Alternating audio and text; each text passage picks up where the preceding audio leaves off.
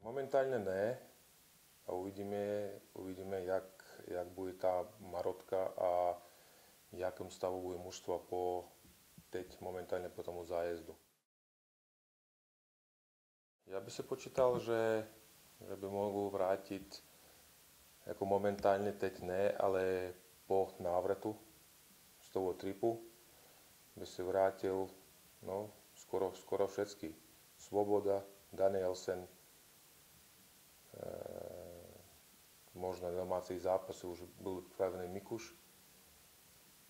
Takže skoro všetkých hráčov očakávame, že uvidíme, jak si Christensen možno ten domáci zápas ne, ale věřím, že na ten poslední trip, to je Riga, Spartak a Donbass, že by už byl v pořádku.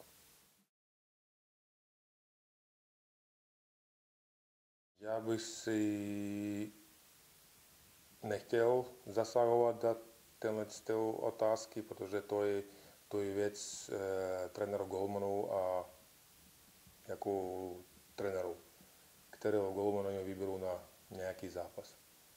Takže jako já v tom nezasahuji, který golman kdy nastoupí. První věc je, že musím dostat do playoff. Musím jako udržet tu pozici, kterou teď máme. Takže minimálně 8. místo, aby jsme zahrali ten playoff.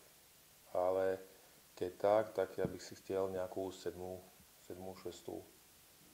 No, a tak podle momentálně postavení v tabulkách, aby jsme měli takovou soupeře, s kterým by nám hrálo líp, no to by si já byl velice rád, aby jsme trefili na Dynamo Moskva.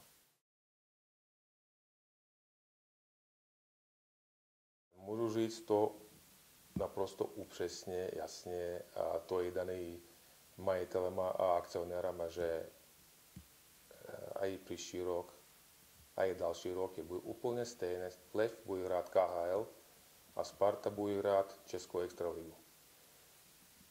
Bude furt těsnější spolupráce mezi klubama, ale sportovně každý bude mít svoje zadání, svůj úkol a každý bude hrát svou ligu.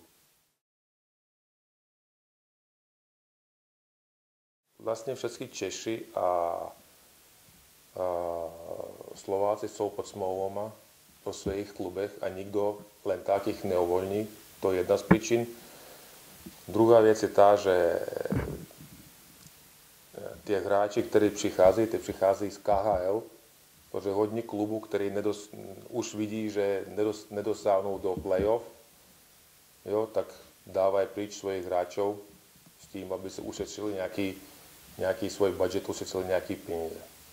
Jo, tie, ktorí bojujú momentálne a majú možnosť do toho playoff dostať, tak rádi tých lepších hráčov jako vezmu.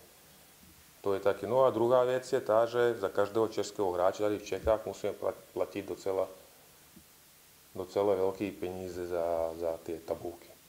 Keď si podíváme si, kolik máme českých hráčov a kolik my zaplatili za ostatním klubem za tie tabulky, tak to je strašný peníze.